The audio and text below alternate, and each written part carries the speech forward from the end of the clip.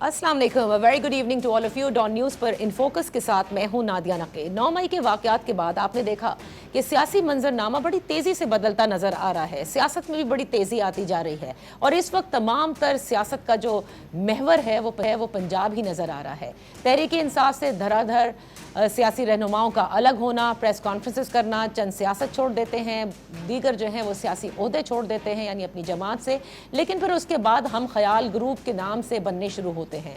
यानी पंजाब में जहां पर हम ये देख रहे हैं कि पाकिस्तान पीपल्स पार्टी हो, पाकिस्तान मुस्लिम लीग काफ हो, वो दीगर तहरीक इंसाफ के अलहदा होने वाले रहनुमाओं से मुलाकातें करने में मसरूफ़ है, तो वहीं जहांगीर खान तरीन साहब का जो घर है यानी जो उनका मैं कहूँगी सियासी डेरा है, उसमें काफ़ी मुलाकातें भी हो रही हैं और यही कहा जा रहा है कि बहुत जल्द वो एक सियासी जमात के आगाज़ करेंगे। कल हमने ये भी देखा कि सरदार तनवीर इलियास जो कि साबिक वज़ीर आज़म हैं आज़ाद कश्मीर के, उन्होंने भी जहांगीर तरीन साहब के साथ चलने का कहा और वो अपने साथ ये भी कहते हैं कि बहुत सारे तहरीक इंसाफ के रहनुमा उनके साथ हैं।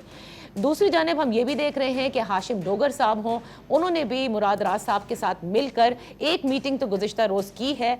अब वो क्या कोई एक नई जमात के तौर पर सामने आएंगे या फिर कोई एक नया ग्रुप लाइक माइंडेड का बनाने को हैं, लेकिन अभी तहरीक इंसाफ के हवाले से क्या फ़ैसला लिया जाएगा ये किसी को भी नहीं पता, क्योंकि शाह महमूद कुरैशी साहब नज़रबंद हैं, असद उमर साहब सिर्फ पार्टी ओहदा छोड़े बैठे हैं और परवेज़ इलाही साहब ये कहते हैं कि वो आज भी पाकिस्तान तहरीक इंसाफ के साथ खड़े हैं। अलबत्ता इलेक्शंस के लिए ये सारे जोड़ तोड़ नज़र आ रहे हैं और अब ये बातें भी ज़ेर बहस हैं कि आने वाले इंतखाबात से पहले कौन सी किंग्स पार्टी बनाई जाएगी। क्या ये छोटे छोटे ग्रुप मिल करके कोई एक ग्रैंड अलायंस जैसे कि इस वक्त PDM है कुछ इस तरह उभर के सामने आएंगे या फिर कुछ और होने को है। इन्हीं तमाम बातों पर गुफ्तगू करते हैं। इन फोकस हैं सरदार तनवीर इलियास साहब, साबिक वज़ीर आज़म आज़ाद कश्मीर, साबिक रहनुमा Pakistan Tehreek Insaf. Thank you so much for joining us. सरदार साहब ये फरमाइएगा कि कल तो चलें आपने ये कहा कि जहांगीर तरीन साहब के साथ मिलकर चलने का आपने फ़ैसला किया है, लेकिन इस मुलाकात से कबल आपकी कई मुलाकातें हुई जिसमें आप काफ लीग से भी मिले, सिराजुल हक साहब से भी आपकी मुलाकात हुई। इसके साथ साथ आपने कहा कि मज़ीद अस्करी और सियासी क़यादत से आप बात करेंगे और एक कौमी इत्तेफाक राय जो है वो बनाने की कोशिश करेंगे। किस किस्म के कौमी इत्तेफाक राय की बात हो रही है? देखिए, इसके मैंने कल भी वहाँ जब प्रेस टॉक की थी उसमें भी ये गुजारिश की कि इसके दो पहलू हैं। इस वक्त जो हम लोग पाकिस्तान तहरीक इंसाफ के अंदर थे, पाकिस्तान तहरीक इंसाफ के अंदर ऐसे लोग जो हमारे सूबाई मेम्बरान हैं या कौमी या अवान बाला के लोग हैं, उनके हवाले से एक अनडिसाइसिव पोजीशन चल रही थी कि जी आगे लीड किसने करना है, कि क्या हमें करना चाहिए। तो उसमें हमने कल जो इसको वाज़े किया कि जी हम मिल के चलेंगे, तो उससे उन लोगों को एक डायरेक्शन मिल गई कि वो वापस अपने लोगों के साथ, चूँकि हमारे पहले भी वो कोलीग थे, अब भी वो हमारे कोलीग होंगे और वो हमारे साथ जा सकते हैं। जो हमारी मंसूरा में सिराजुल हक साहब के साथ मेरी मीटिंग हुई, चौधरी शहजाद साहब के साथ जो मीटिंग थी उसमें सियासी कम थी, चूँकि मैं उनकी आयादत करने चुके उनके साथ मेरे ज़ाती भाइयों वाले तल्लुकात हैं। अच्छा। वो एक मिसअंडरस्टैंडिंग की बुनियाद पे मैं ये समझता हूँ कि वहाँ पे एक ऐसी हाइप दी गई कि मैं शायद काफ लीग में शामिल होने जा रहा हूँ। ऐसी कोई बात ना मैंने कही थी, चूँकि मैं जब अपने घर से रवाना हुआ तो प्रेस के लोग यहाँ मौजूद थे, मैंने कहा जी मैं उनको मिलूंगा। अच्छा, वो उस प्रेस कॉन्फ्रेंस में आपने कहा था आप ट्विस्ट देने की ना कोशिश करें चौधरी सरवर को। जी, उसमें चूँकि वो उन्होंने कुछ ऐसी काम किया चौधरी सरवर साहब ने कि जो नहीं करना चाहिए था।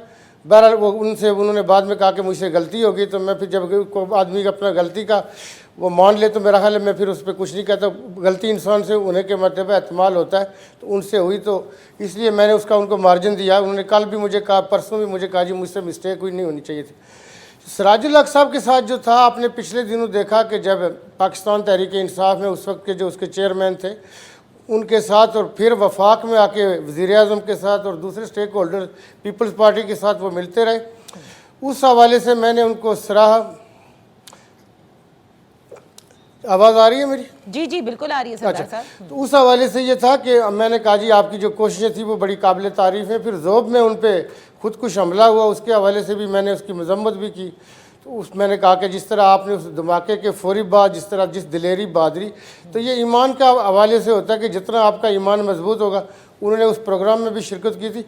تو جو قاضی سے اپنے سراج الحق صاحب کی جو کوششیں تھیں اس میں مجھے انہوں نے کہا کہ آپ اس میں ہمارا ساتھ دیں، آپ ہمارے اس کارروائی کا حصہ بنیں، یہ ہم نے آگے کوششیں جاری رکھنی ہیں۔ دیکھیے اس وقت پاکستان کی جو اکانومی ہے اس کی پوزیشن بہت خراب ہے، اب تک ہماری ایل سیز نہیں کھل رہی، چونکہ بہت ساری چیزیں ہو سکتا ہے کہ وفاقی گورنمنٹ کے بس میں بھی نہ ہو، اپنے تئیں وہ کوششیں کر رہے ہیں۔ ہم یہ چاہتے ہیں کہ اس میں جو قومی کنسنسس ہو سکتا ہے، جو جتنے اسٹیک ہولڈرز ہیں، جتنی پولیٹیکل پارٹیز ہیں، اس کے ساتھ جو سراج الحق صاحب کا اور ہمارا یہ تھا کہ جو سپریم کورٹ کے جو ہمارے چیف جسٹس ہیں وہ ہوں، اور پھر جو آرمی کی کمان ہے ان کے سپہ سالار آرمی کے جو ہے نا وہ بھی، ان کو سب کے ساتھ مل کے دیکھیں ملکوں کے اوپر جو پریشر آتے ہیں وہ انٹرنل ہوں یا ایکسٹرنل ہوں، تو قومی جو قیادتیں ہوتی ہیں، اداروں کے جو سربراہ ہوتے ہیں، ان کے لیے لازم ہوتا ہے کہ وہ سر جوڑ کے بیٹھیں اور جو کلیکٹیو وزڈم کے ساتھ کسی کرائسس سے نکلا جائے۔ لیکن ایک بات میں ہر جگہ پہ یہ ادا کر رہا ہوں، میں نے پہلے بھی سینٹ میں بھی کہا، کل بھی لاہور میں اپنے معافی ضمیر میں، آج بھی میں آپ کے پروگرام میں بھی یہ کہوں گا کہ سپریم پارلیمنٹ ہے، پارلیمنٹ کا اختیار ہوتا ہے کہ وہ قانون سازی کرے، قوانین بنائے، اور یہ اختیار ہمیشہ پارلیمنٹ کے پاس ہی رہنا چاہیے، اس کا کسی کہیں اور نہیں جانا چاہیے۔ لیکن جو قومی کنسنسس ہے وہ ڈیولپ کرنے کے لیے لوگوں کی آراہ آنی چاہیے، اس کے بعد اگر ایسی پوزیشن ہو کہ جی پارلیمنٹ نے کوئی ایکٹ کرنا ہے، کوئی لیجسلیشن کرنی ہے تو ان کو کہا جائے تو ان کو کرنی چاہیے۔ صحیح۔ اچھا سردار تنویر صاحب، کیونکہ لوگ زیادہ جاننا یہ چاہتے ہیں، کیونکہ آپ ظاہر تحریک انصاف کا حصہ تھے، آپ لوگ سب وہ ہیں جو 9 مئی کے واقعے کے بعد مذمت کرتے ہیں اور پھر تحریک انصاف سے علیحدگی اختیار کرتے ہیں۔ جہانگیر ترین صاحب ایک نئی جماعت بنانے کو ہیں اور آپ نے کہا کہ ہم ان کے ساتھ مل کر چلیں گے، تو آپ کے ساتھ کتنے تحریک انصاف کے لوگ ہیں؟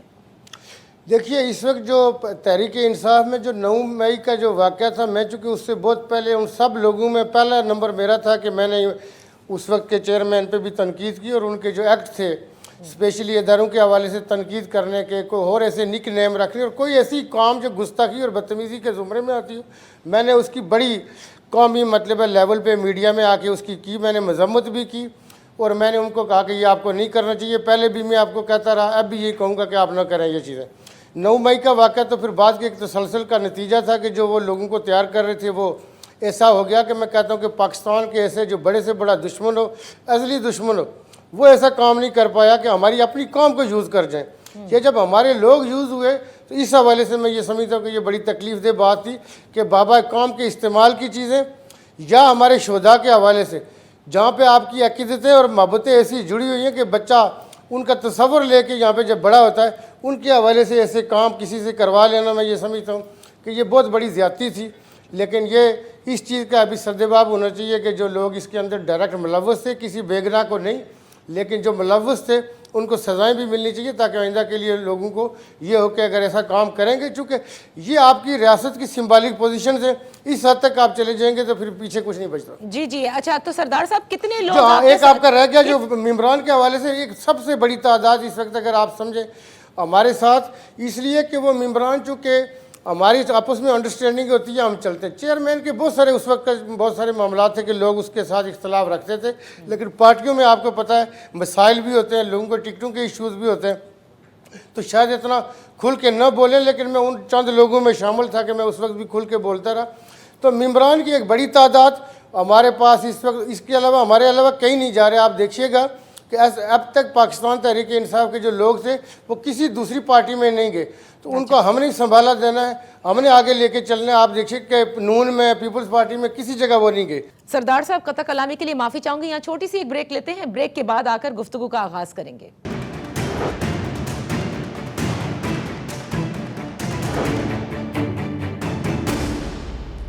Welcome back. ان فوکس ہیں سردار تنویر الیاس صاحب، سابق تحریک انصاف کے رہنما اور سابق وزیر اعظم آزاد کشمیر۔ سردار صاحب ایک گروپ آپ نے بھی سنا ہوگا، ہاشم ڈوگر صاحب، مراد راز صاحب ہم خیال گروپ کا بنانے کو ہیں، انہوں نے کل بھی ملاقاتیں کی، تو وہ الگ ہیں، آپ لوگ الگ ہیں، وہ بھی تحریک انصاف کے ان لوگوں کو ساتھ لے کر چلنے کی بات کر رہے ہیں؟ مراد راز صاحب میرے چونکہ کولیگ تھے، ہم اکٹھے تھے پنجاب کیبنٹ کے اندر بھی، اس وقت میں پنجاب کی کیبنٹ میں تھا۔ میں نے کل کہا تھا کہ یہ ہمارے اپنے لوگ ہیں، چونکہ گروپ جو ہے وہ بھی ایک سہارا دینے کے لیے لوگوں کو انہوں نے جو ایفرٹ کی، چونکہ اس وقت تک یہ پوزیشن نہیں تھی، تو کل بھی میں نے کہا تھا کہ یہ اپنے لوگ ہیں، یہ ہمارے ساتھ ہی چلیں گے، انہوں نے کہیں لیڈ نہیں کرنا۔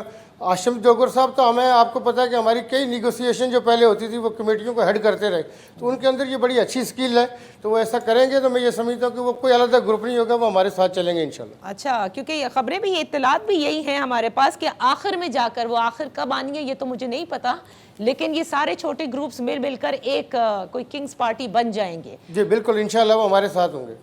अच्छा, सरदार साहब ये भी फरमाइएगा कि आप ज़रा थोड़ा माजी में भी चले जाते हैं। जब आपकी जब हुकूमत गई तो आपने ये कहा कि उसके पीछे परवेज़ खटक की साजिश थी। असल में देखिए, मैंने जो ये कहा ये बिल्कुल उस वक्त भी कहा, अब भी ये कहूँगा कि चूँकि उससे 3 दिन पहले जब पाकिस्तान तहरीक इंसाफ का शिराजा बिखरा आज़ाद कश्मीर में, चूँकि मुझे जब इमरान खान ने ये दिया था मौका, तो मैं उस वक्त 3 सीटों से इसको 32 पे ले गया, 2 सीटें थी शायद। अब हमारे एक साल के अरसे में हमारे को 12-14 इलेक्शन होते हैं, जिसमें जो वहाँ का अपर हाउस है, कश्मीर कौंसिल, फिर स्पेशल सीटें थी, सदर का इंतखाब था, स्पीकर डिप्टी स्पीकर, 2 दफ़ा कायदे अवान का हुआ। 12-14 इलेक्शन में एक वोट कभी घर हाजिर नहीं हुआ, न कोरोना की वजह से, न बीमारी, किसी मौत मर्ग की वजह से। और ये जो वाक़या होता है आज़ाद कश्मीर में, इसको मैं सानिया कहूँगा कि उससे 3 दिन पहले पाकिस्तान तहरीक इंसाफ का हमारे कश्मीर कौंसिल के बड़े सीनियर 3 सीजन पार्लियामेंटेरियन थे, 2 दफ़ा वो स्पीकर रह चुके थे, कायम सदर थे, तो उनकी मौत होती है और उसके नतीजा में हमने उनके बेटे को टिकट दिया और वो बेटा उनका पाकिस्तान तहरीक इंसाफ की तरफ से वोट लेने में 32 के 32 वोट उसको पूरे मिले, 1 वोट भी कम नहीं था।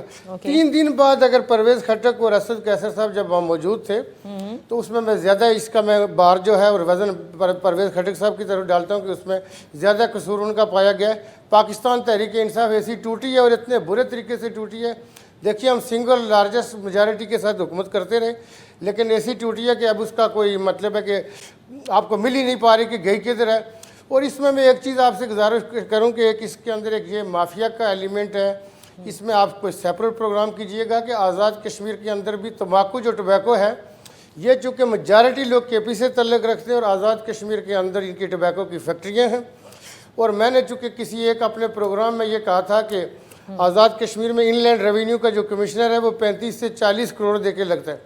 आप देखिए कि वहाँ का मुंतखब वज़ीर-ए-आज़म 2 मिनट में फारिग हो गया और वो इनलैंड रेवेन्यू का कमिश्नर जो इतने पैसे दे के लगा है वो आज भी अपनी सीट के ऊपर बड़ा जमान है। अच्छा, तो रियासत के साथ इससे बड़ी ज्यादती और क्या हो सकती है? सरदार साहब, आप क्योंकि हालात, तो ये तंबाकू का पैसा और बाहर का पैसा, मनी लॉन्ड्रिंग जो थी वो परवेज़ खटक साहब के हिस्से में नसीब में आनी थी, आई तो उन्होंने ऐसी तैसी कर दी। तो सरदार साहब, अब परवेज़ खटक साहब भी अलहदा हो चुके हैं तहरीक इंसाफ से। आप कहते हैं तहरीक इंसाफ के सारे लोग जो हैं वो जहांगीर तरीन साहब के साथ जो हैं वो मिलकर चलेंगे, तो इसका मतलब खटक साहब हो गए, असद कैसर साहब हो गए, ये सब जहांगीर तरीन साहब के साथ नहीं जाएंगे जो भी नई जमात बनने को है? नहीं, मैं ये नहीं कह रहा कि नहीं जाएंगे, अगर वो जाना चाहें तो वो आए। जो हमारे साथ उनका जो काम था, मैं उस फेल की उन पर तनकीद करता हूँ और करता रहूँगा आगे भी। अच्छा। ये इस वजह से नहीं कि वो यहाँ पे अब हमारे साथ आके मिलेंगे। जो जहांगीर तरीन साहब पार्टी लीड करेंगे तो वो हम उसके अंदर होंगे। हमारी भी मरकज़ी हैसियत है पार्टी के अंदर, मेन पोजीशनें हमारी हैं, इसलिए अभी हमने कहा कि हम अगर मैं चूँकि इस वक्त तक की पोजीशन में सबसे ज़्यादा मेम्बरान मेरे साथ इस वक्त कांटेक्ट में और मुझ पे अतमाद कर रहे हैं, तो अब हम चूँकि जहांगीर तरीन साहब हमारे सीनियर भी हैं, हमारा अतमाद का बहुत रिश्ता है। अच्छा, हम ये चाहते हैं कि वो इसको लीड करें, हम उनके साथ दाएं बाएं, हम उनके बाजू बने। अगर परवेज़ खटक साहब आते हैं तो वो ज़रूर आएँ। कभी जब ऐसा मौका आएगा तो मैं जो अल्फाज आपके साथ भी प्रोग्राम में कहे, इससे थोड़े सख्त कहूँगा उनको कि तंबाकू का पैसा भी था, मनी लॉन्ड्रिंग का पैसा भी था, उन्होंने हमारे नुकसान पहुँचाया। अच्छा, तो सरदार साहब मुझे ये बताइएगा कि ये वैसे पार्टी की अनाउंसमेंट होगी कब? गुज़िश्ता एक मेरा ख्याल है कि हम एक्सपेक्ट कर रहे हैं कि जो है ना 1 हफ्ते से पहले कर देंगे हम इसकी अनाउंसमेंट वगैरह, इसकी इंशाल्लाह 1 हफ्ते से पहले करेंगे। अच्छा, कुछ नाम सोचा गया है? नाम के ऊपर भी अभी बात कर रहे हैं, इसके कॉन्स्टिट्यूशन के हवाले से भी सारी जो पार्टी का इसके ऊपर काम हो रहा है, ये सारी चीज़ें कल भी हमारी डिस्कशन का मौजू थी, आज भी हुई है। तो ये इंशाल्लाह 1 हफ्ते के अंदर हम ये चाह रहे हैं कि ये चीज़ें हम अनाउंस कर दें, पार्टी का नाम और ये सब। अच्छा, तो एक नाम हम पहले मैं रजिस्टर्ड कराने लगा था, वो भी मैंने जो मैन हमारा था उसके साथ 2 नाम ऑप्शनल रखे थे, वो सारे के सारे जहांगीर खान तरीन साहब के साथ हमने शेयर किए। लेकिन यह है कि जो उन्होंने भी नाम सोचे हुए हैं وہ بھی ہم نے کہا اچھے نام ہے، تو کوئی جو نام وہ فائنل ہوتا ہے ہمارا کنسنسس سے اسی کو رجسٹر کریں گے، اسی کے سے آگے چلیں گے۔ اچھا، سننے میں یہ آیا ہے، جو میری اطلاعات ہیں، کہ جو پارٹی کے نام انڈر ڈسکشن ہے اس میں لفظ انصاف جو ہے وہ بڑا ضروری ہے۔ ٹی وی پروگراموں میں یہ کہا کہ جو چیئرمین ہے اس کو فارغ کر دیا ہے، چونکہ یہ کوئی پرائیویٹ لمیٹڈ کمپنی نہیں ہے کہ کسی کی آنرشپ کے ساتھ جڑی ہوئی ہے، لیکن یہ چیز بعد میں اس نے تقویت پکڑی۔ شروع میں شاید لوگ اس کی طرف نہیں جا رہے تھے، تو بعد میں اس کے اندر بھی تقویت آئی، لیکن یہ ہے کہ ابھی کسی نے کوئی نام کو لوگ آگے یہ نام آگے پیچھے کسی کو دیتے بھی رہتے ہیں، ٹرانسفر کرتے ہیں۔ کچھ لوگوں نے جو ان نون لوگوں نے نام رجسٹرڈ بھی کرائے، لیکن اس وقت نام چونکہ مختلف آپشن موجود ہیں، ہمارے پاس کچھ ایک دو نام ایسے لکیلی بہت اچھے آ گئے ہیں کہ جو ابھی تک رجسٹرڈ نہیں ہوئے، لیکن بہت اچھے نام ہیں۔ اچھا سردار صاحب، آخر میں یہ بھی بتائیے گا کہ اسد عمر صاحب ہو گئے، شاہ محمود ابھی تک نظر بندی میں ہیں، یہ بھی سب آپ لوگوں کے ساتھ ہی رہ چکے ہیں، ان کے حوالے سے کیا یہ بھی ترین صاحب کے ساتھ آ سکتے ہیں؟ اسد عمر صاحب کے ساتھ چونکہ شاہ محمود قریشی صاحب ابھی جیل میں ہیں، اسد عمر صاحب کے ساتھ ہمارے لوگ رابطے میں ہیں۔ کل بھی پرسوں جب ہم بیٹھے تھے، پرسوں بھی ہماری ایک میٹنگ ہوئی تھی لاہور میں، تو اس وقت بھی ہمارے لوگوں نے، میں نے تو نہیں کیا تھا لیکن ہمارے سینئر لوگوں میں سے ایک آدمی کی ان کے ساتھ بات ہوئی تھی، تو ان کو ہم کہہ رہے ہیں کہ جی آپ اس میں ہیں، تو ہم کافی آپٹیمسٹک ہیں کہ وہ ہمارے ساتھ آ سکتے ہیں، چونکہ ان کے ساتھ بھی ہمارا بہت اچھا انڈرسٹینڈنگ کا لیول موجود ہے، اور وہ بھی اچھے شریف النفس آدمی ہیں۔ اچھا، تحریک یہ بھی آخر میں سردار صاحب بتائیے گا کہ آپ نے شاید اس مرتبہ یہ سوچا ہے کہ آپ فیڈرل لیول پر رول ادا کریں گے، نہ کہ آزاد کشمیر میں؟ دیکھیے اس میں ایک میں نے کل بھی ایک چیز گزارش کی کہ جب میں چونکہ وفاق پہ یقین رکھتا ہوں، میں آزاد کشمیر میں واحد آدمی ہوں کہ جو وفاق کہتا ہوں وہاں پہ لوگ پاکستان کہتے ہیں، وہ کہتے ہیں جی یہ ریاست ہے اور ہمارے 4 معاملات ہیں پاکستان کے ساتھ، تو یہ 4 معاملات دیکھیں، وہ اس سے زیادہ نہ دیکھیں، چونکہ یہ ریاست کا سٹرکچر موجود ہے، اور وہ اقوام متحدہ کی قراردادیں ہوں یا کچھ ہوں۔ میں چونکہ مجھے وہ کہتے ہیں کہ اس کا چونکہ یہاں بزنس زیادہ ہے تو یہ اس لیے جو ہے نا ریاست کو بیچ رہا ہے۔ میں ڈیفرنٹ بات کرتا ہوں کہ امریکہ کی جو ریاستیں ہیں، بعض ریاستوں کا پورے مسلم دنیا کے جو ہمارے 60 کے قریب ممالک ہیں ان سے بجٹ زیادہ ہوتا ہے۔ جب آپ چھوٹے چھوٹے اپنے راجواڑے بناتے ہیں تو شیرازہ بکھرتا ہے، آپ کمزور ہوتے ہیں، نہ آپ اپنے کسی کام آ سکتے ہیں، نہ آپ کسی کے اور کوئی کام آ سکتے ہیں۔ پاکستان کو میں مشیت الہی سمجھتا ہوں۔ میں دیکھیے میں پنجاب کیبنٹ کے اندر 3-4 سال میں نے پنجاب میں کام کیا ہوا ہے، اور میں ہمیشہ اپنا پنجاب کہتا ہوں، اپنا سندھ کہتا ہوں، اپنا بلوچستان کہتا ہوں۔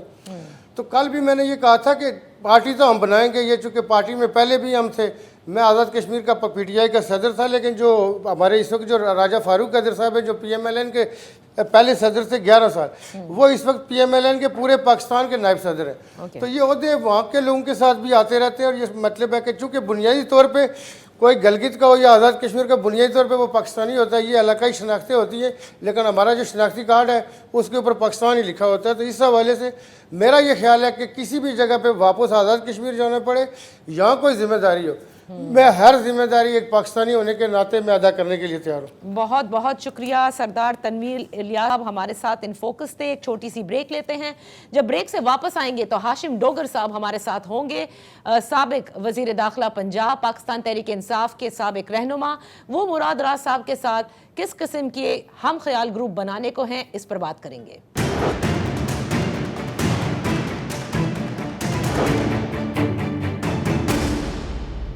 Welcome back. ان فوکس ہے کرنل ریٹائرڈ ہاشم ڈوگر صاحب، سابق صوبائی وزیر داخلہ، سابق پاکستان تحریک انصاف کے رہنما، جنہوں نے گزشتہ روز ہی اس بات کا اناؤنسمنٹ کہہ دیجئے یا یہ خبریں بھی آنے لگی کہ ایک نئی منصوبہ بندی کی جاری ہے مراد راز صاحب کے ساتھ مل کر، جس میں تحریک انصاف کے مختلف رہنما جو سابقہ تھے، جو اسمبلیوں میں تھے، ان سے ایک طرح سے رابطے کیے جا رہے ہیں تاکہ ایک نئے گروپ جو ہے وہ تشکیل دیا جائے۔ آج انہی سے بات کر لیتے ہیں، یہ نئی جماعت ہوگی، نیا گروپ ہوگا، اس میں کون کون لوگ شامل ہوں گے، اور مزید جو ہے کیا وہ کسی اور گروپ کے ساتھ الحاق کریں گے یا کیا معاملات چل رہے ہیں۔ Thank you so much for joining us. Colonel صاحب یہ فرمائیے گا، آپ نے کہا کہ جتنے بھی پاکستان تحریک انصاف کے لوگ ہیں یا سپورٹرز ہیں ان کو پی ٹی ایم کے رحم و کرم پر نہیں چھوڑا جا سکتا، لہٰذا ایک نئے گروپ کی جو ہے وہ منصوبہ بندی کی جا رہی ہے اور تمام لوگ اکٹھے ہو رہے ہیں۔ تو کیا آپ نئی جماعت بنا رہے ہیں یا بس ایک کوئی گروپ بن رہا ہے جس نے پھر کسی اور جماعت میں جا کر شامل ہونا ہے؟ بسم اللہ الرحمن الرحیم، بہت شکریہ جی۔ انفیکٹ ایسے ہے کہ جب یہ 9 مئی کا واقعہ ہوا اور چیزیں بڑی تیزی سے ایک نئی ڈیولپمنٹ شروع ہو گئی، تو ہم جیسے بہت سارے جو لائک مائنڈڈ دوست تھے جو ہرگز اس طرح کی یہ جو پرتشدد کارروائیوں کے حق میں نہیں تھے، مگر اس کے ساتھ ساتھ ہم جو پی ڈی ایم کی سیاست ہے ہم اس کے بھی قائل نہیں تھے. ٹھیک.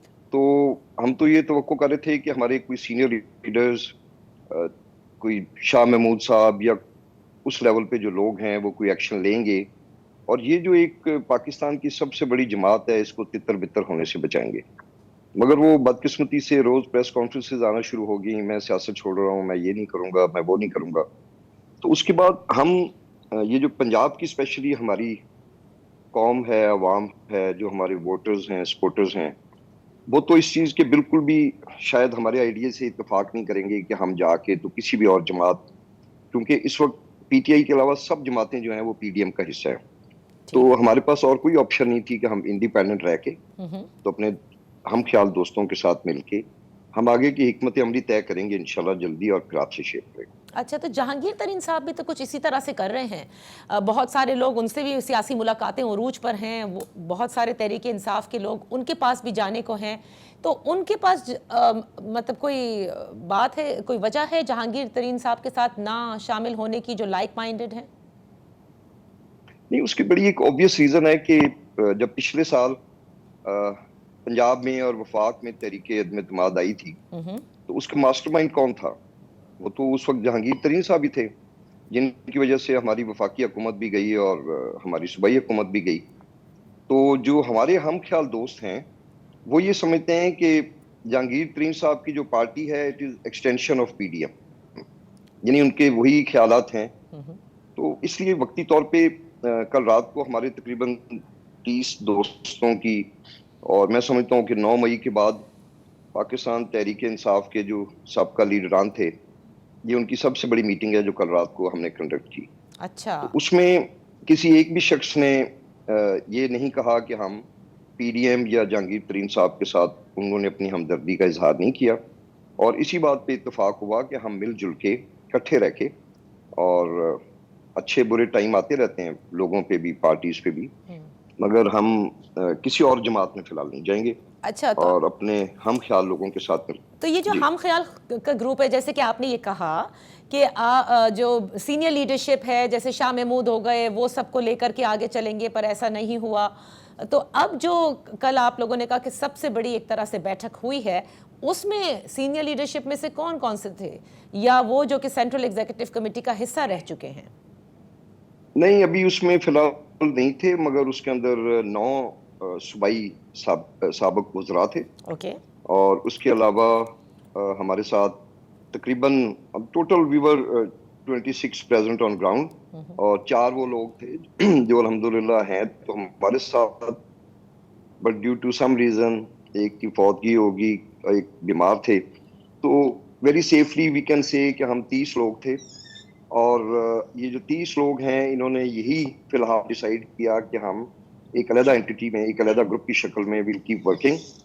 اور ہم کوشش کریں گے کہ ہم بھلے اس وقت ایک بڑی اوبیس بات ہے کہ جو پی ٹی آئی کے جو فالوورز ہیں وہ ایسی کسی بھی ایکٹیویٹی کو انڈورس نہیں کر رہے، مگر الٹیمیٹلی انشاءاللہ جو فالوورز ہیں اور بڑی تعداد میں ہیں وہ ریئلائز کریں گے کہ ہم یہ جو لوگ ہیں ہم تو تھے ہی ڈے 1 سے جدوجہد میں ہم شامل تھے. آپ کو یاد ہوگا پچھلے سال عدم اعتماد کی تحریک پیش ہوئی تو کروڑوں اور اربوں روپے دینے کی آفر ہوئی، اور یہ جو 186 لوگ تھے یہ ڈٹ کے کھڑے رہے. پھر پچھلے سال 25 مئی کے واقعات ہوئے، ہم نے تشدد برداشت کیا. اس کے بعد پھر آپ دیکھیں، آپ ایک دن جب ہم 186 لوگ فائنلی ووٹ ڈالنے جا رہے تھے تو ہم اس اسمبلی کی ڈیتھ وارنٹ پہ سائن کر رہے تھے، کیونکہ ہمیں پتا تھا کہ اس کے فوراً بعد اسمبلیاں توڑ دی جائیں گی. ہم نے اس فیصلے کو بھی انڈورس کیا کہ جو ہمارے اس وقت کے لیڈر تھے ان کا یہ فیصلہ تھا، جو کہ بدقسمتی سے بعد میں میں سمجھتا ہوں کہ غلط ثابت ہوئے، اور اس کی وجہ سے یہ جو ساری لیڈرشپ تتر بتر ہو گئی.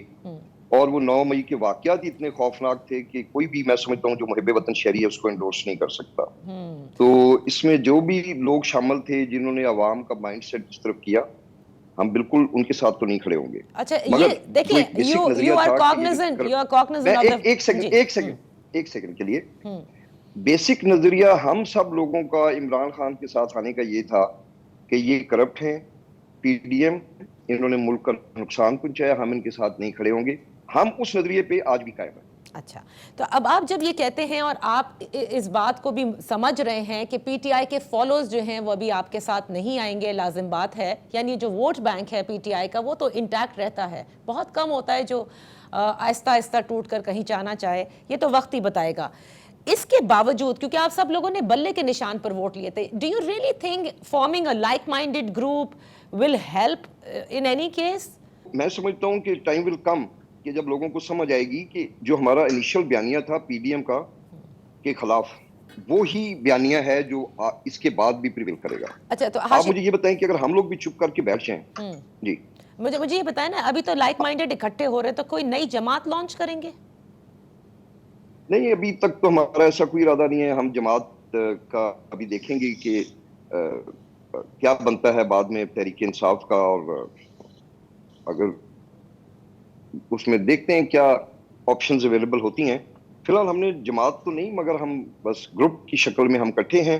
ہمارا یہ فوکس ہے کہ جو لوگ اس وقت تحریک انصاف کو چھوڑ کے جا رہے ہیں, وہ بجائے اس کے کہ جو ہم ایک پریچ کرتے رہے اور آج اسی کو ڈینائی کر کے تو ہم جا کے لوگوں کو بتائیں کہ پی ڈی ایم تو بہت اچھی ہے, ہم نہیں یہ کر سکتے. کہیں تو آپ کو ہم یہ بجائے لگ رہا دائیں بائیں ہونے کے ہے ہم کرنل صاحب, آپ کو کہیں یہ لگ رہا ہے کہ کیا بنتا ہے, آپ نے کہا تحریک انصاف کا یہ دیکھتے ہیں اور اس کے بعد پھر دیکھیں گے, کیا آپ کو یہ لگ رہا ہے کہ لیڈرشپ چینج ہونے کو ہے تحریک انصاف کی, that is on the cards, اور اگر ایسا ہوتا ہے تو آپ لوگ پھر تحریک انصاف میں ہی رہیں گے؟ آئی ڈونٹ نو, میرے پاس کوئی انفارمیشن نہیں ہے, اور کسی انفارمیشن کے بغیر میرے خیال ہے کہ کمنٹ کرنا مناسب نہیں ہے. یہ ٹائمز ٹو کم پتہ لگ جائے گا کہ کیا بنتا ہے, اور پھر جب کچھ بن جائے گا تو ہم اس کے مطابق ڈیسیژن لیں گے انشاءاللہ. اچھا, مجھے ایک بات بتائیے گا, یہ تو چلیں آپ نے بتا دیا کہ why you are not going with Jahangir Tareen اور کس طرح سے آپ لوگ جمع ہو رہے ہیں. تھوڑا ماضی کی طرف چلتے ہیں. جب آپ وزیر داخلہ تھے پنجاب کے, آپ کا استعفیٰ سامنے آتا ہے, کیا وجہ ہوئی تھی, کون سی ایسی بات تھی تحریک انصاف کے چیئرمین کی جو آپ نہیں مان رہے تھے, جس کی وجہ سے پھر آپ کو بالآخر استعفیٰ ہی دینا پڑا؟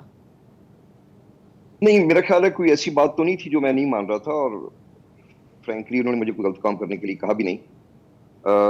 بدقسمتی سے شاید کچھ لوگ تھے جو چاہتے تھے کہ میں اس عہدے پہ نہ رہوں, کیونکہ وزیر داخلہ کے عہدے کو اوبیسلی وزیر اعلیٰ کے بعد ایک بڑا عہدہ سمجھا جاتا ہے.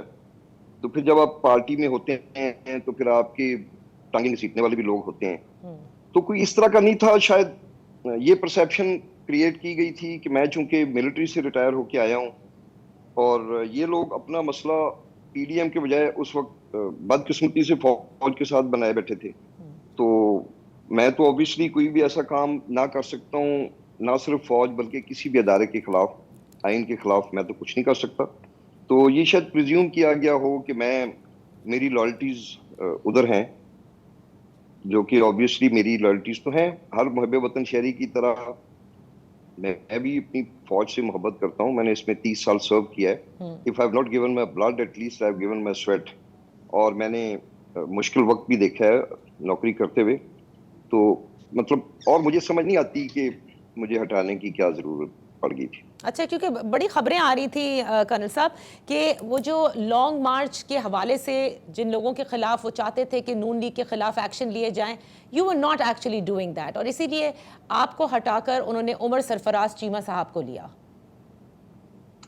میں یہ بھی ایک میں آپ سے ذرا شیئر کرتا ہوں کہ میں کوئی تقریباً 3 سے 4 ماہ وزیر داخلہ رہا تھا, اور اس دور میں غالباً 80 سے زیادہ جو لیڈرشپ کے لوگ تھے مخالف جماعتوں کے, ان کے خلاف پرچے بھی ہوئے. اوبیسلی میں نے تو نہیں دیے, مگر چونکہ وہ شکایتیں ہوئیں اور اس پہ ایف آئی آرز ہوئیں.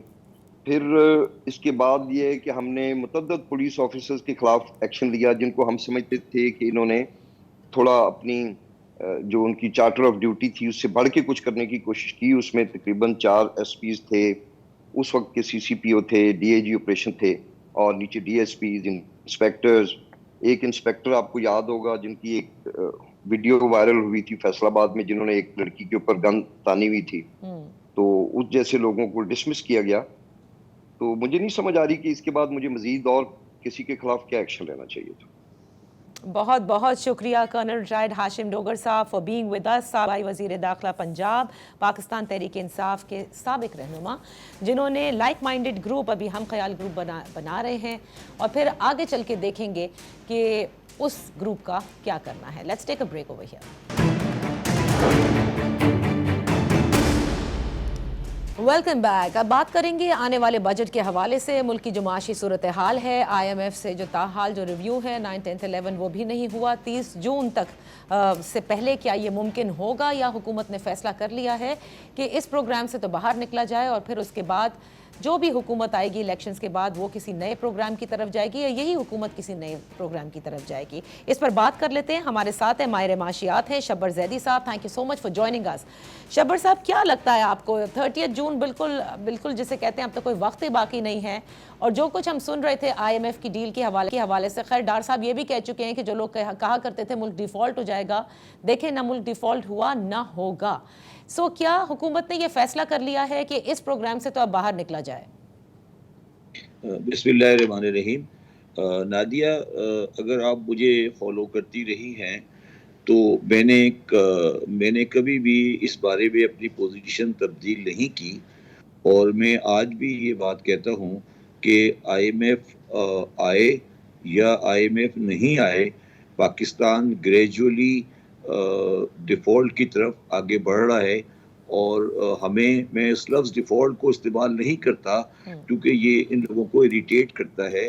पाकिस्तान को अपने डेट को रीप्रोफाइल कराना पड़ेगा या रीस्ट्रक्चर करना पड़ेगा। मैं आम आदमी की ज़बान में इसे आसान करके ये कह सकता हूँ कि पाकिस्तान आज की हालत में अपने कर्ज़े अदा करने की पोजीशन में नहीं है और उसको अपने कर्ज़ों को आगे ले जाना पड़ेगा, और ये एक रियलिटी है, और इसको जितना हम डेफर करेंगे इतना हम नुकसान करेंगे। तो ये आप ठीक कह रहे हैं कि डेफर करेंगे उतना हम नुकसान करेंगे। महंगाई की भी सूरत हाल हमें नज़र आ रही है, लेकिन क्या आप समझते हैं कि इसाक डार साहब फिर क्या सोच रहे हैं, किस तरह से इस चीज़ को संभाला देना है? अभी हमें पाकिस्तान जो हुकूमत के रहनुमा हैं वो ये कहते नज़र आते हैं कि अब सियासी अदम इस्तेहकाम नहीं है, अब मईशत जो है देखिएगा बिल्कुल ठीक चलेगी, और बल्कि प्रॉमिसिंग भी किया है कि बजट जो है उसके बाद जो है वो लॉन्ग टर्म रिफॉर्म्स भी लेकर आएंगे। बिजनेसमैन से भी मुलाकातें हुई, उनसे भी ये कहा है कि इकोनॉमिक रिवाइवल होने को है। तो फिर ये सब कैसे मुमकिन है? देखिए, अगर आप मुझे बताएं कि आप पिछले जो तकरीबन 12-14 महीने या उससे पहले भी बताएं, आप मुझे कोई एक अशारिया बता दें, कोई एक इंडिकेटर बता दें जिसमें पाकिस्तान ने इम्प्रूव किया हो। मतलब आप देखिए ना, हम बातें तो बहुत कुछ कर सकते हैं, हम कुछ भी कह सकते हैं कि सितारे तोड़ लाएंगे आसमान से, मगर आप मुझे कोई एक चीज़ बताएं, महंगाई बताएं, इन्फ्लेशन बताएं, डिस्काउंट रेट बताएं, डॉलर बताएं, इंडस्ट्रियल बताएं, एम्प्लॉयमेंट कह लें, लॉ एंड ऑर्डर कह लें, टेररिज्म कह लें, कोई भी एक चीज़ आप मुझे ये बता दें कि पाकिस्तान में पिछले 14 महीने में ये इम्प्रूव हुई है। तो ये बातें करना बड़ा आसान होता है कि जी ये हो जाएगा, हम लॉन्ग टर्म रिफॉर्म लाएंगे और ये चीज़ें करेंगे। ये बातें सही नहीं है, और बुनियादी मसला नादिया ये नहीं है कि डिफ़ॉल्ट होना है या डिफ़ॉल्ट नहीं होना। देखें, बात बड़ी सिंपल सी है। पाकिस्तान एक एटमी ताकत है, पाकिस्तान की एक सोच है, पाकिस्तान की एक हैसियत है, और हमारे जो लोग हैं, जो हमारे मुल्क को चलाते हैं, हमारी एस्टेब्लिशमेंट है, हमारे जो इस्लामाबाद में लोग बैठे हैं, जो हमारे इकोनॉमिस्ट हैं, उनको ये इतनी बड़ी बात हज़म नहीं हो रही।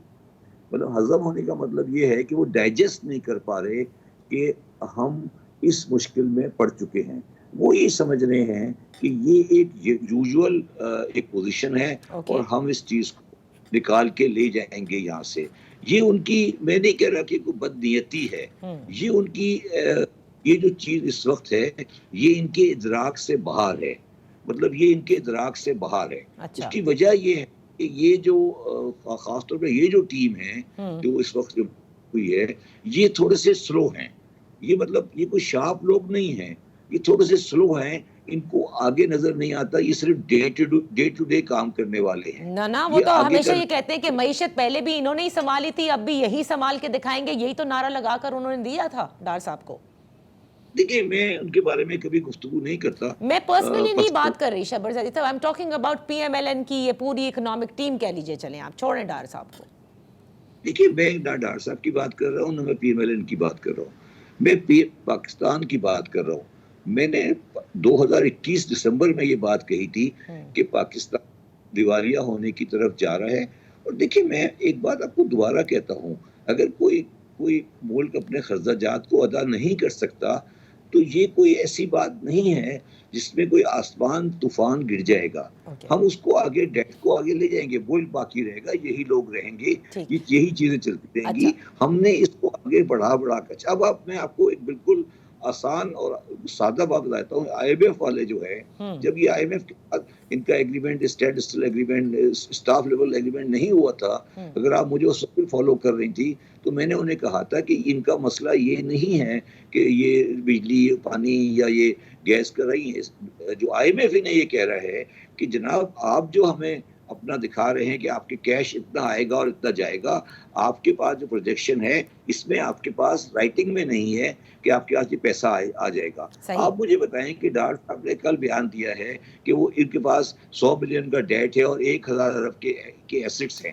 6 بلین تو وہ دکھا نہیں سکے آئی ایم ایف کو، باتیں وہ 1000 بلین کی کر رہے ہیں. آئی ایم تو صرف 6 بلین مانگا تھا نا ان سے کہ آپ بتا دیں 6 بلین کا آپ کے پاس کوئی کمٹمنٹ ہے، وہ ہم 1 سال سے دکھا نہیں سک رہے ہیں. نہیں تو وہ تو وزیر اعظم بھی کہہ رہے ہیں، ڈار صاحب بھی کہہ رہے ہیں کہ ہم نے تو ساری شرائط پوری کر دی ہیں جو بھی مانگی تھی. نادیہ میری بات سنو نا، کیا کہاں کر دی؟ آئی ایم نے کہا تھا نا کہ آپ یہ کہہ رہے ہو کہ آپ کے پاس 6 بلین ڈالر کی کمٹمنٹ ہے، آپ ہمیں بتا دیں کمٹمنٹ کہاں سے آئی ہے. تو وہ انہوں نے نہیں دکھائی نا، یہ سب مانتے ہیں نا. اس کے بعد عائشہ غوث پاشا آئیں، انہوں نے کہا ہمارے پاس پلان بی ہے. پھر میں نے ٹی وی پہ آ کے کہا ان کے پاس اگر پلان بی ہے تو وہ دکھا دیں. اگلے دن وہ آ کے کہتے ہیں کہ نہیں پلان بی کوئی نہیں ہے. تو آپ ان کی باتوں کو اتنا اہمیت نہیں دیا کریں. آپ میرے سے یہ بات کریں کہ آگے کیا ہونے والا ہے. اچھا کیا ان کو چھوڑ دیں. اچھا تو کیا ہونے والا مجھے بتائیں نا. اب ہم ایک نئے پروگرام کی طرف جائیں گے اور اس میں اس سے بھی زیادہ کڑی شرائط آئیں گی، یعنی چاہے وہ نئی حکومت لیٹ سے اگر انتخابات ہو جاتے ہیں تو پاکستان تو اور مشکل، مطلب لوگوں پہ یہ مشکلات آئیں گی کیونکہ ایلیٹ اکانومی اپنی جگہ قائم و دائم ہے. دیکھیں نادیہ بات یہ ہے کہ پاکستان کی معیشت، پاکستان کا عام آدمی، پاکستان کی معیشت عام آدمی کو بنیادی حقوق فراہم کرنے کی سے معذور ہو چکی ہے. پاکستان کی معیشت تباہ ہو چکی ہے. پاکستان میں 2200 روپے کا آٹے کا تھیلا ہے. کوئی غریب آدمی پھل کھانا یا ایسی چیز برداشت ہی نہیں کر سکتا. تو اس حالات میں پاکستان کی معیشت تباہ ہو چکی ہے. اب اگر اس کے آپ مختلف باتیں کریں کہ ہم یہ کریں گے، ہم وہ کریں گے، ہم یہ کریں گے، یہ بیکار کی باتیں ہیں. اچھا اب ان حالات میں آپ اپنے قرضہ جات چاہے وہ بیرونی ہوں یا وہ اندرونی ہوں وہ آپ ادا نہیں کر سکتے. اور کوئی آنے والی گورنمنٹ، اور یہ بھی میں آپ کو بتا دوں، یہ بھی بات بار بار غلط طریقے سے کہی جاتی ہے کہ سیاسی استحکام یا غیر سیاسی استحکام پاکستان کی معاشی تباہی کی وجہ ہے. یہ وجہ نہیں ہے.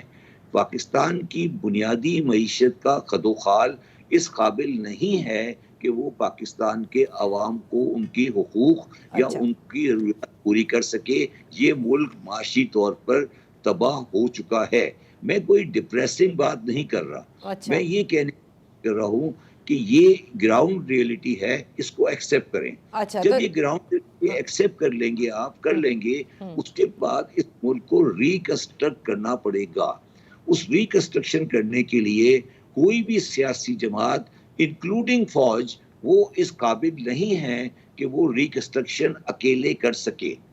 تو پاکستان میں جو دیکھ رہا ہوں وہ بہت جلدی ایک نیشنل گورنمنٹ کسی نہ کسی شکل میں آئے گی جو ایک لانگ ٹرم اکنامک پلان کرے گی، جس سے پاکستان، اور وہ آئی ایم ایف کے زیر سایہ ہوگا اور اس سے پاکستان کے لیے کچھ کرنے کی کوشش کی جائے گی. نہیں شبر صاحب آپ یہ کہہ رہے ہیں نیشنل گورنمنٹ آئی ایم ایف کے انڈر، اور تبھی یہ سب کچھ بہتر ہو سکتا ہے. تو جو الیکشنز ہونے کو ہیں یہ سیاسی جوڑ توڑ اس وقت چل رہا ہے. اگر الیکشن ہو جاتے ہیں تو کوئی بھی جس کو بھی عوام چوز کر کے برسر اقتدار بٹھاتی ہے, آپ کہتے ہیں وہ بھی نہیں کر سکتے کیونکہ 5 سال کے لیے منتخب کریں گے نا؟ نہیں, میں یہ نہیں کہہ رہا, میری بات سنیں. الیکشن ضرور ہونے چاہیے, الیکشن ہوں گے. الیکشن ہونے کے بعد دیکھیے ہوتا یہ ہے کہ ایک اپوزیشن ہوتی ہے اور ایک رولنگ پارٹی ہوتی ہے, اور پوری اور انکلوڈنگ آپ جیسا میڈیا, آپ کا جیسا میڈیا, وہ بلا وجہ کی چیزوں میں قوم کا ٹائم ضائع کرتا رہتا ہے کہ انہوں نے یہ کیا, میں نے یہ کیا, اب یہ کر رہے ہیں, میں یہ کر رہا ہوں. تو ہمیں یہ ان چیزوں سے اب آگے نکل کے ایک قومی حکومت بنانا پڑے گی جس میں کوئی اپوزیشن اور نان اپوزیشن نہیں ہوگا, دونوں کی گورنمنٹ ہوتی ہے. نیشنل گورنمنٹ دنیا میں کہلاتی ہے وہ گورنمنٹ, اور اس گورنمنٹ میں فوج کو بھی جگہ لینی چاہیے. میں تو یہ بات آگے, اس سے ایک سٹیج آگے جا رہا ہوں. اچھا, ایوب گورنمنٹ کے اندر منسٹر آف ڈیفینس وردی کے اندر تھے, وہ بھی اندر بیٹھے اور پاکستان کے بڑے معاشی فیصلے کریں. بڑے معاشی فیصلے اگر نہیں ہوئے تو یہ ملک معاشی طور پہ نہیں چل سکے گا. بڑے فیصلے پیٹرول کی قیمت بڑھانا نہیں ہے, صحیح. بڑا فیصلہ ہے کہ کل اسٹیل مل بکے گی. بڑا فیصلہ یہ ہے کہ آپ کو نیا ڈیم بنانے کے لیے بات کرنی پڑے گی. بڑا فیصلہ ہے کہ این ایف سی ایوارڈ کو چینج کرنا پڑے گا. جی, اور یہ کئی آپ نے اس کا ذکر بھی کیا ہے شبر زیدی صاحب. Thank you so much for participating on in focus.